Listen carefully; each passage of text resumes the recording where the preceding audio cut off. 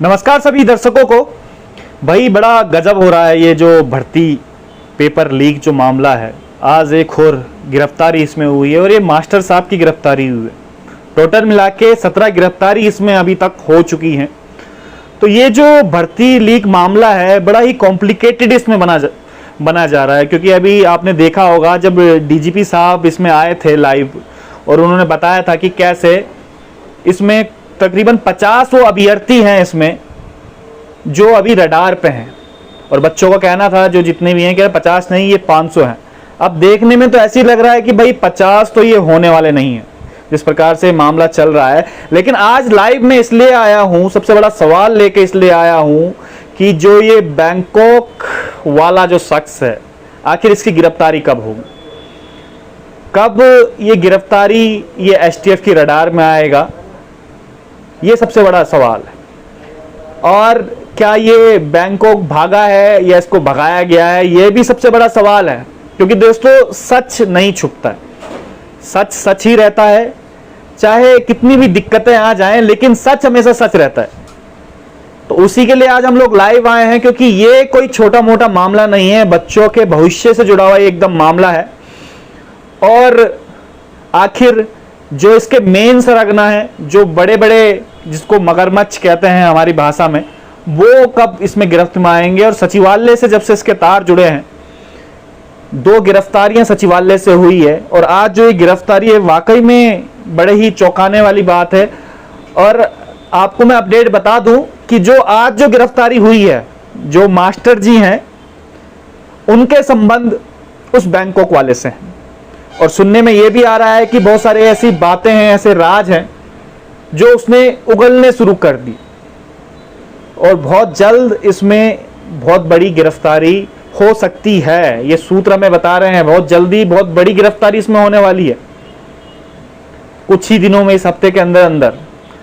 और वो गिरफ्तारी जब होगी तो वाकई में कई ऐसे सफेद पोश जो लोग हैं जो बड़े बड़े मंचों से भाषण देते हैं, बड़े बड़े लोगों के साथ आपको दिखाई दे देंगे, बड़े बड़े यानी कि बहुत बड़े लेवल के, उनके साथ फोटो खिंचाते हुए आपको दिखाई दे देंगे, उनकी गिरफ्तारी हो सकती है इसमें। क्योंकि जो ये मास्टर जी हैं जिनकी गिरफ्तारी जो हुई है, ये वाकई में जो सर्जिकल स्ट्राइक एसटीएफ ने की है, बहुत सारे राज इन्होंने उगल दिए हैं। और सुनने में ये भी आ रहा है कि वो जो बैंकॉक वाले शख्स हैं वो अब भाग गए हैं, फरार हैं, जो सुनने में आ रहा है अभी तक सूत्रों के हवाले से। तो अब देखना होगा सच्चाई क्या है, क्या सच्चाई नहीं है इसमें। और ये वाकई में बहुत बड़ा एक ये मुद्दा बनकर रह गया है उत्तराखंड के लिए कि आखिर उत्तराखंड में अब जो ये पूरा झमेला चला है ये भर्ती लीक मामले का, अब आगे इसमें अब और क्या होने वाला है और आगे भर्तियां जब होंगी तो उन भर्तियों में क्या ये एक सबक होगा। और 16 तारीख को यूके ट्रिपल एससी के जो लोग हैं, जो वहाँ के सचिव हैं, उनके लिए भी वहाँ पर घेराव करने का उनको काम कर रहा है। मतलब मुझे ऐसा लगता है कि एक पूरा एक आंधी सी चल पड़ी है। सारे के सारे जितने भी युवा हैं, उनको बड़ी खुशी भी हो रही है कि सारे के सारे युवा, सारे के सारे जितने भी जो जनप्रतिनिधि ज़्यादातर विपक्ष हैं, एक सुर में इस समय आवाज़ उठा रहे हैं कि जो ये कैंसिल जो ये भर्तियाँ हो रही हैं, जो भर्तियों में जो धांधली हो रही हैं, इनका निस्तारण होना चाहिए बिल्कुल। और बड़ी खुशी भी इस बात की हो रही है कि इतने समय बाद जो ये लोग हैं एक साथ सबके सब ये आए हैं, एकजुट होकर ये सारे के सारे आए हैं। तो आप लोगों की बहुत बड़ी भूमिका है इसमें, क्योंकि अगर आप लोग इसमें आवाज़ नहीं उठाते या कुछ लोग इस तरीके से सपोर्ट नहीं करते तो शायद ये सब चीज़ें संभव नहीं हो पाती।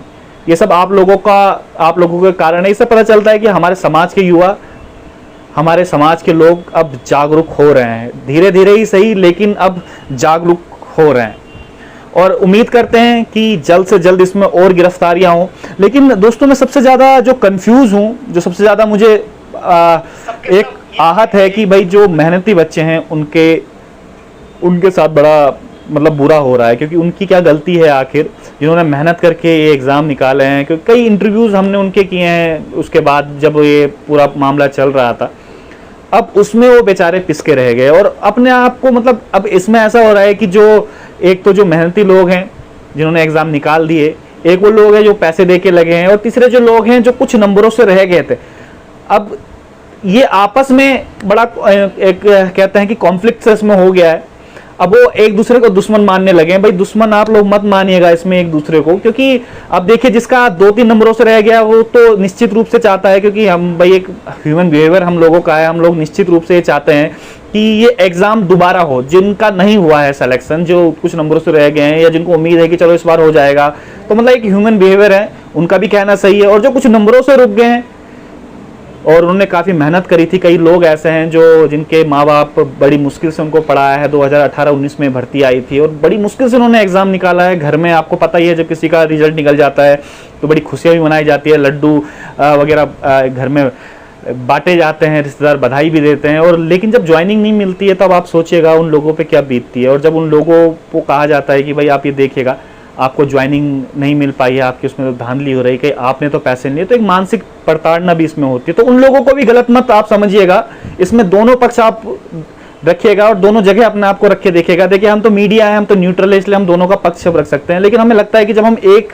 जगह पे हम आते हैं तो दूसरा हमें एंगल गलत नजर आता है। उनके एंगल से भी देखिएगा और अपने एंगल से भी देखिएगा, और इन सब चीजों को समझने का भी प्रयास कीजिएगा। इसलिए मैं लाइव आया हूं क्योंकि कई बच्चे परेशान इसमें बहुत ज्यादा हैं। आप लोगों के साथ थोड़ा सा मैं कमेंट भी आप लोगों के पढ़ लेता हूं। करीबन 300 लोग अभी हमें लाइव देख रहे हैं। धीरज परिहार लिखते हैं कि सुधीर चौधरी जैसे लग रहे हो आप, धन्यवाद धीरज भाई। सुधीर चौधरी मत बोलिएगा, उन जैसा अगर नहीं बने तो ठीक है। उनकी हम लगातार डिबेट देखते हैं कि किस पक्ष में वो ज़्यादातर बातें करते रहते हैं। अनुज कुमार लिखते हैं कि कलर के डीवी तो करा दो महोदय, हमारी कोई नहीं सुन रहा है। मेरी उनके साथ बात हुई थी, जो बडोनी जी हैं, सचिव हैं, उनकी बात हुई थी। उन्होंने कहा था कि जो डीवी हैं कलर की वो अभी कुछ समय बाद हो जाएंगी, क्योंकि जो ये भी पूरा मुद्दा चल रहा है वीडियो और वीपीडीओ भर्ती घोटाले का, उसके बाद जो है वो जब ये चीज़ें निपट जाएंगी तो हाँ हो सकता है, हालांकि इसमें थोड़ा देर हो जाए, क्योंकि अभी अध्यक्ष भी कोई चुना नहीं गया है। अब अध्यक्ष देखते हैं कौन आया है, तो उसके बाद ये डीवी वगैरह हो पाएगा, तो 2-3 महीने का इसमें समय लग सकता है। और जो 7 भर्तियों की इन्होंने बात करी थी जो कैंसिल होनी थी, तो वो कैंसिल नहीं होगी, उसका कैलेंडर और आगे बढ़ेगा। आप लोगों के और कमेंट में पढ़ लेता हूं थोड़ा। सजेंद्र कैसे लिखते हैं कि परीक्षा नकल माफियाओं पर बुलडोजर चलाओ। बिल्कुल मैं यही कहता हूं, और ये बात शायद हर उत्तराखंडी को, हर नौजवानों को ये बात कहनी चाहिए कि जो बुलडोजर चलाने वाली बात आप लोग कह रहे हैं ये बिल्कुल सही है, क्योंकि उन्होंने उन बच्चों का भविष्य बर्बाद किया है। अब आप ये देखिएगा, कुछ समय पहले मेरे को याद है, शायद आप लोगों को याद होगा कि नहीं होगा, एक हमारे भाई थे, मैं थोड़ा नाम उनका भूल रहा हूँ, वो फौज में भर्ती होना चाहते थे और फौज में वो भर्ती नहीं हो पाए, उन्होंने सुसाइड इसमें कर लिया था। तो वो बात मेरे को आज भी बड़ी चुभती है। और आज भी जब मैं आंकड़े देखता हूँ ना कि बच्चे कैसे सुसाइड कर लेते हैं, उनके नंबर नहीं आ पाते, घर वाले कैसे उनको टॉर्चर करते हैं कि तू निकम्मा है, तू निठल्ला है, तो बात वाकई मुझे बड़ी चुभती है उन बच्चों, क्योंकि उन दौर से हम लोग भी गुजरे हुए हैं। और लोग, घर वालों को तो ये लगता है कि यार ये शायद हमारा बच्चा ही निठल्ला है, लेकिन बच्चे निठल्ले नहीं होते हैं। निठल्ले वो सरकारें होती हैं, वो भ्रष्टाचारी होते हैं, जो आप लोगों का भविष्य ऐसे 15-15, 20-20 लाख रुपए में बेच देते हैं। तो वो बातें, वो दर्द मैं समझता हूँ अपने युवाओं का, अपने भाइयों का, जो अभी तैयारी वगैरह कर रहे हैं। तो वो एक दर्द होता है, लेकिन मेरे को बड़ी खुशी है इस बात की कि आज जो सरकार ने जो काम किया है, एसटीएफ ने जो लगातार छापेमारी की है, और उससे ज़्यादा खुशी तब होगी जब वाकई में जो असली गुनहगार हैं, जिनको हम मगरमच्छ जिनको कहते हैं, वो जब पकड़े जाएंगे, और वो बहुत जल्द पकड़े जाने बाकी हैं। आप यकीन मानिएगा, बहुत जल्द उनकी गिरफ्तारी होनी बड़ी बाकी है। आप लोगों के कुछ मैं कमेंट पढ़ लेता हूँ इसमें। आकाश कुमार लिखते हैं कि मेहनती छात्रों को न्याय मिलना चाहिए। आकाश कुमार जी, चाहता मैं भी यही हूं कि मेहनती छात्रों को न्याय मिले, लेकिन शायद ये इतना आसान अब रह नहीं गया है चीज़ें। ये सब भी चाहते हैं कि मेहनती छात्रों को न्याय मिले, लेकिन इतनी कॉम्प्लिकेटेड चीज़ें हो गई है ना। अगर वाकई में इसमें 300-400 लोग अगर आ गए पकड़ में, तो आप ये सोचिएगा कि ये कितनी बड़ी बात हो जाएगी, जिनके कुछ नंबरों से जो बच्चे रुक गए हैं, या नॉर्मलाइजेशन में जो अगर इसमें घपला घोटाला होता है कि जैसे आप बता रहे हैं कि एक शिफ्ट में जैसे 5 नंबर बढ़ गए थे पहली शिफ्ट में, उसमें अगर घपला घोटाला होता है तो आप ये देखिएगा कि कितने बच्चों का जो भविष्य है वो अधर में लटका। और सबके सब भी यही चाहते हैं कि उनको इंसाफ मिले जो वाकई में हो।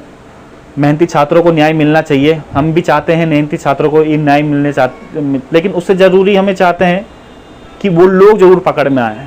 जो इसके गुनाहगार हैं, जो 15-15 लाख 20-20 लाख देकर उन बच्चों को जिन्होंने भविष्य खराब किया, वो जरूर पकड़ में आए, और जो उनके सरगना है वो भी जरूर पकड़ में आए।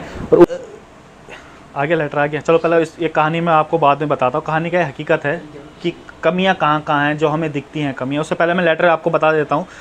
उत्तराखंड शासन की तरफ से अभी जो लेटर आया है उसमें लिखा है कि उत्तराखंड अधीनस्थ सेवा चयन आयोग देहरादून के कार्यालय आदेश संख्या 99 2017 दिनांक 30 मार्च 2017 के माध्यम से स्थानांतरण आधार पर सचिव पद से तैनात श्री संतोष बड़ोनी, 2017 से जो सचिव पद पे तैनात है संतोष बड़ोनी, संयुक्त सचिव उत्तराखंड शासन को तत्काल प्रभाव से अवमुक्त करते हुए श्री सुरेंद्र सिंह रावत को संयुक्त सचिव उत्तराखंड शासन को वर्तमान कार्यभार के साथ साथ उत्तराखंड अधीनस्थ सेवा चयन आयोग देहरादून के सचिव पद का अतिरिक्त प्रभार प्रदान किए जाने की इत द्वारा स्वीकृति प्रदान की जाती है। तो ये बिल्कुल कंफर्म हो गया, वो हट गए हैं और अतिरिक्त प्रभार इनको मिला है और इनको वापस सचिवालय भेज दिया है। वाकई में सबसे बड़ी ब्रेकिंग है इस समय की कि उनको हटा दिया गया है।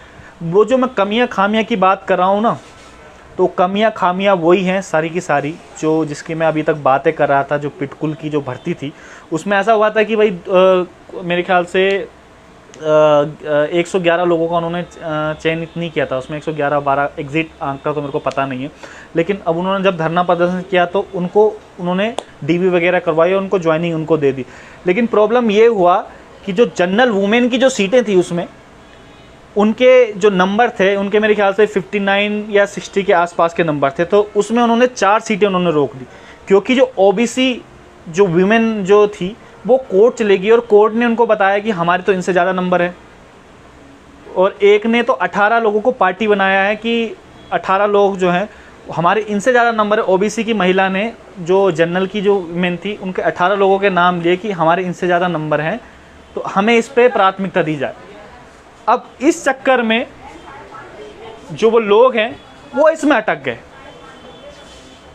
जो जनरल वुमेन की जो महिलाएं थी वो इसमें अटक गई क्योंकि वो कोर्ट चले गई। क्योंकि हमारी इतनी कॉम्प्लिकेटेड आयोग ने बना रखा है, या ये जो सरकार ने जो अपने जियो बना रखे, इतने कॉम्प्लिकेटेड ये जियो बना रखे हैं कि आम लोगों को परेशानी होती है। अब वो लोग भी कोर्ट जाएं जो जनरल वुमेन के लोग हैं, जनरल वुमेन के हैं, और ओबीसी वाले तो ऑलरेडी कोर्ट चले गए। अब इसमें प्रॉब्लम ये होगी, अब ध्यान से इसको सुनिएगा क्या कुछ होता है आयोग में और किस तरीके से ये पेच ये फंसाया जाता है। जो जनरल वुमेन की जो मान लीजिए अगर कोर्ट उन्हें आदेश देता है कि भाई आप चलो आप जनरल वुमेन आप ओबीसी वुमेन में हैं और आपके इनसे ज़्यादा नंबर है, तो मेरिट के आधार पर आपको हमने लोगों ने दे दिया है। तो उससे प्रॉब्लम ये होगी कि जितने की ज्वाइनिंग हुई है करीबन 18 से 20 लोग हैं, तो ऑलरेडी वो हट जाएंगी उससे, क्योंकि जो बाकी ओबीसी की महिलाएं हैं वो वहाँ पर आ जाएंगी। तो बड़ा ही कॉम्प्लिकेटेड सा ये पूरा ये मैटर है। और इस प्रकार से आयोग हो गया या सरकार होगी, शायद मुझे लगता है कि इन सब चीज़ों पे इनको ध्यान देना चाहिए और बताना चाहिए इन चीज़ों को कि इसमें ये सब चीज़ें अगर आप रिजर्वेशन से गए हैं तो आपके साथ ये होगा। तो एक मतलब पूरा वो इसमें होना चाहिए और कोर्ट को भी इस बात का ध्यान इसमें रखना चाहिए। ऐसे नहीं है, क्योंकि इसमें बच्चों को बड़ी परेशानी होती है और कई ऐसे मामले आयोग में अटके हुए जो बच्चे दर बदर इसमें भटक रहे हैं और मेरे ख्याल से बड़ा टाइम बाद उन्हें इंसाफ जाके मिलता है और जब ठोकरे वगैरह खा लेते। तो ये सब चीज़ें नहीं होनी चाहिए, इसमें चीज़ें बड़ी आसान इसमें रहनी चाहिए।